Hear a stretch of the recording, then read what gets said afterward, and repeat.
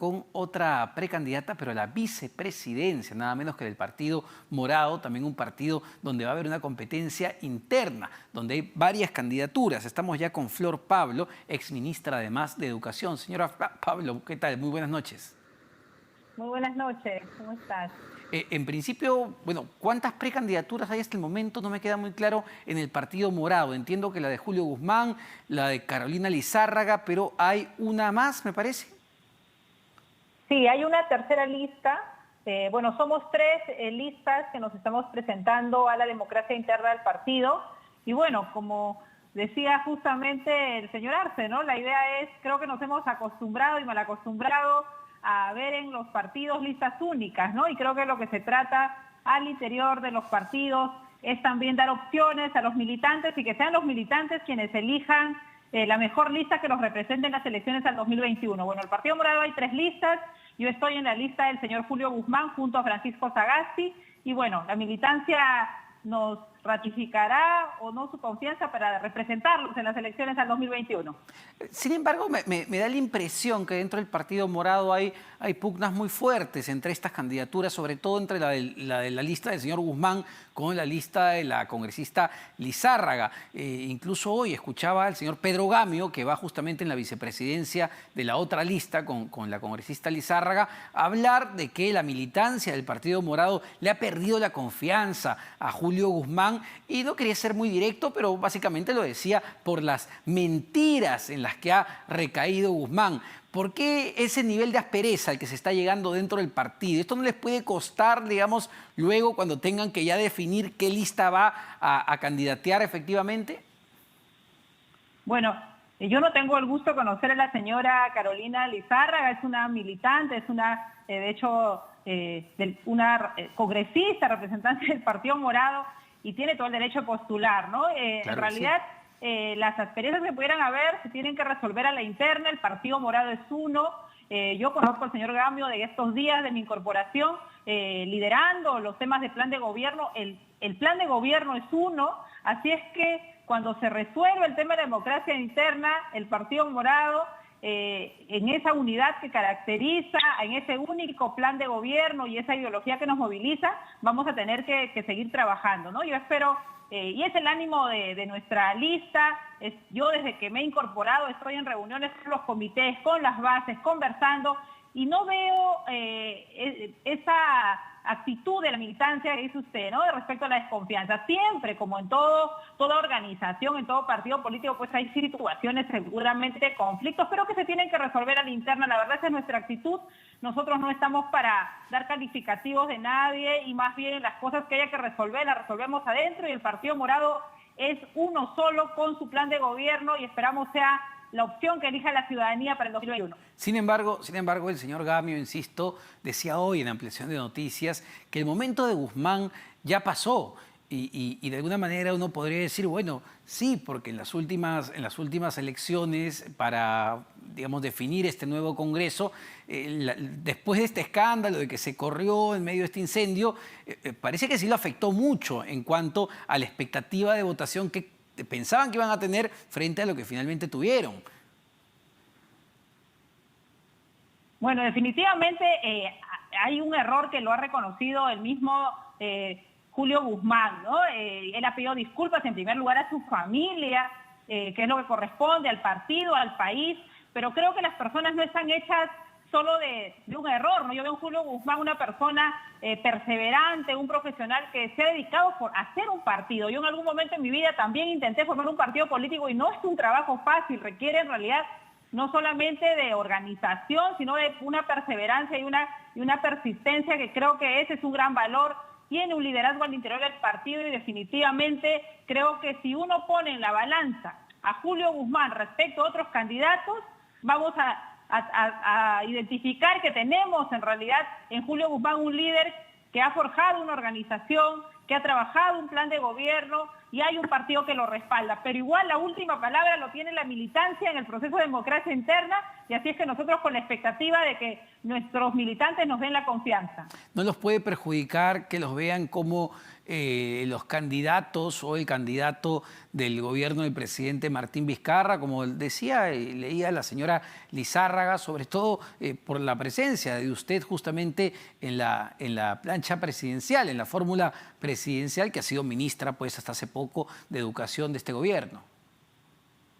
Así es, yo creo que bueno, a mí me convoca el presidente Vizcarra y el gabinete del Solar, y luego he estado en el gabinete del premier Vicente Ceballos, por mi trayectoria técnica, ¿no? Y es por el mismo reconocimiento de esa trayectoria que me convocan al Partido Morado, y creo que en realidad no conozco, no tengo una relación ni de amistad, ni soy parte del mismo partido. En realidad creo que lo que nos ha unido al presidente Vizcarra y a mí ha sido un trabajo de 11 meses a cargo de una cartera, y en el cual he tenido, creo que, un desempeño, como él mismo lo destacó, responsable, orientado al cumplimiento de los desafíos que había en el sector. Y bueno, así como me convocaron, también un día me dieron las gracias y yo quedé también profundamente agradecida por la oportunidad de servir a mi país.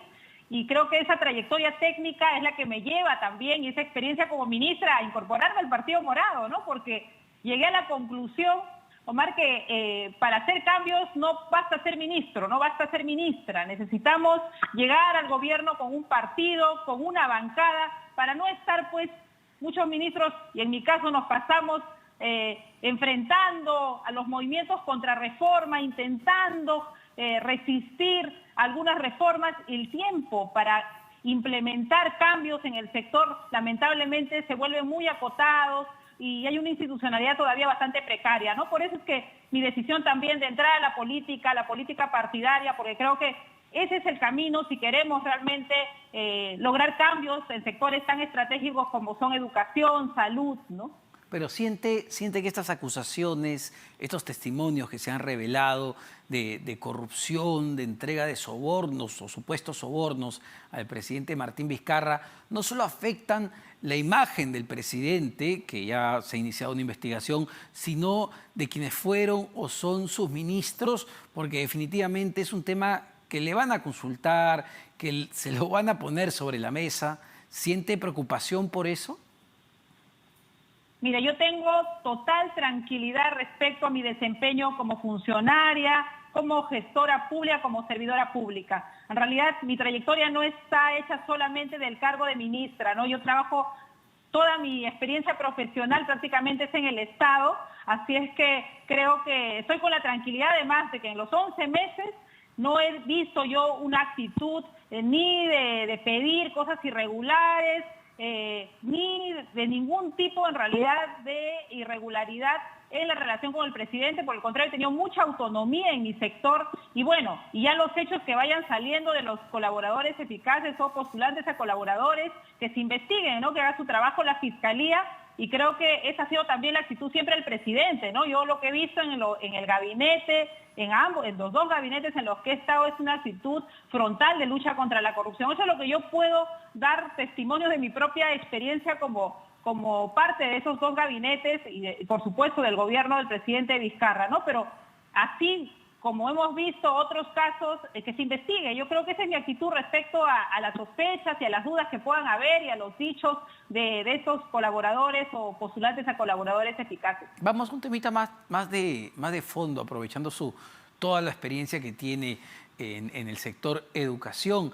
Además, uno de los sectores donde, valgan verdades, en los últimos años ha habido una política de Estado que ha trascendido a gobiernos y hemos visto mejoras sustanciales. Y esto hay que decirlo, y gracias a diferentes gobiernos también hay que decirlo.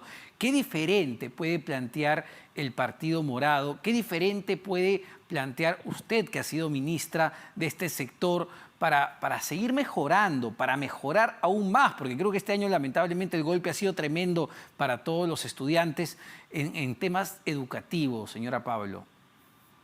Así es. Mira, lo que tú señalas es importantísimo. Las políticas en educación no son políticas de gobierno, son políticas de Estado, no se logran en 5 años.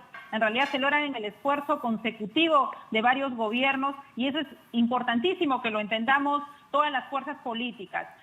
¿Qué cosa nos falta? De hecho, hemos avanzado en la reforma docente.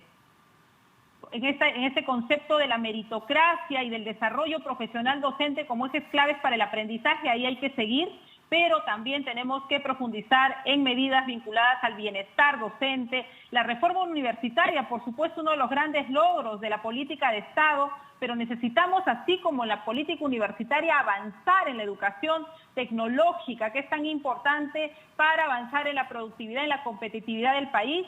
¿Y qué nos ha mostrado esta pandemia? Algo que estamos en deuda con la educación, y es que lamentablemente tenemos brechas muy importantes en el sector, tanto en las zonas rurales andinas, en las zonas rurales amazónicas y en las zonas urbanas periféricas. Y ahí nuestra propuesta como partido es poder llegar no solo con la educación en términos de ampliar nuestra comprensión de la educación. No solamente son profesores, son materiales, son escuelas, necesitamos llegar con salud, necesitamos llegar con alimentación, necesitamos llegar con protección, necesitamos llegar en conjunto con una serie de programas a las escuelas para poder atender a nuestros niños, niñas y adolescentes de las zonas más desfavorecidas de nuestro país. Esa es una mirada, la verdad, que le estamos dando, porque si no, no va a haber forma de mover los resultados y de proponerle al país una posibilidad de ir cerrando brechas en estas zonas que se han quedado relegadas. A ver, y por supuesto... Le decía que, porque lamentablemente lo que nos va a dejar esta pandemia son secuelas muy profundas y muy serias, entre ellos un incremento de la pobreza, una clase media mucho más vulnerable y sobre todo, y ahí va el punto, muchos chicos, miles de estudiantes que no han llevado clases este año, es decir, que no han podido ni siquiera aprender en casa, de que no han tenido clases virtuales, que van a haber perdido el año escolar. Y esto es tremendo, y claro, ellos no votan y no es una preocupación, pero las consecuencias de esto a mediano y largo plazo son tremendas.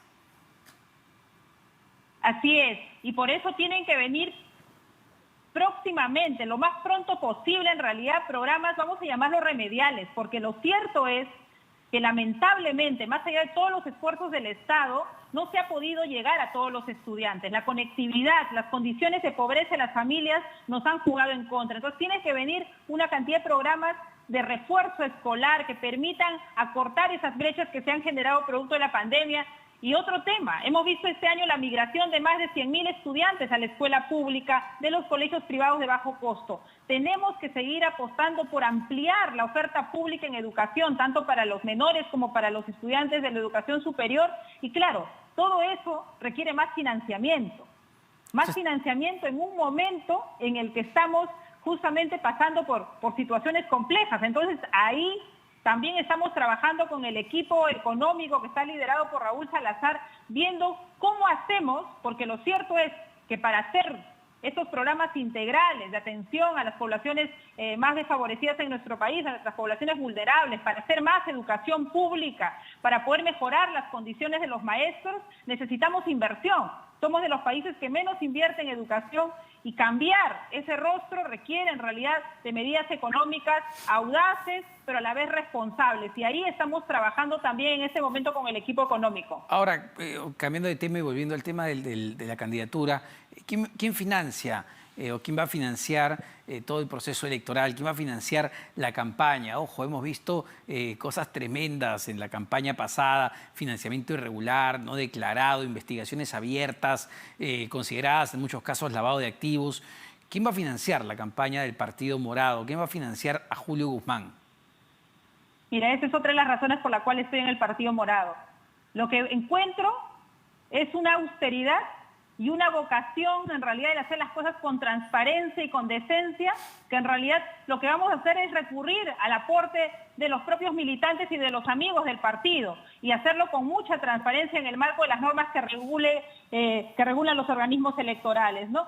Yo lo que veo ahorita en realidad es el esfuerzo de los militantes por preparar la campaña, el esfuerzo voluntario de mucha gente que quiere ver una renovación en la política, ¿no?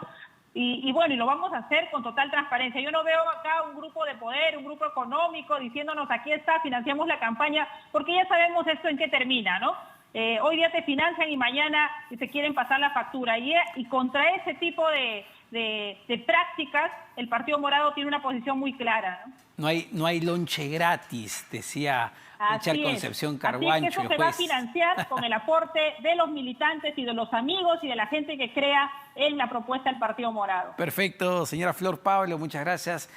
Flor Pablo, candidata o precandidata a la segunda vicepresidencia en la lista de Julio Guzmán. Ojo, hay 3 listas en el Partido Morado. Va a haber una votación interna que se tiene que definir también en las próximas semanas. Así que la cosa está bastante peleada dentro del Partido Morado. Ojo con eso, ¿ah?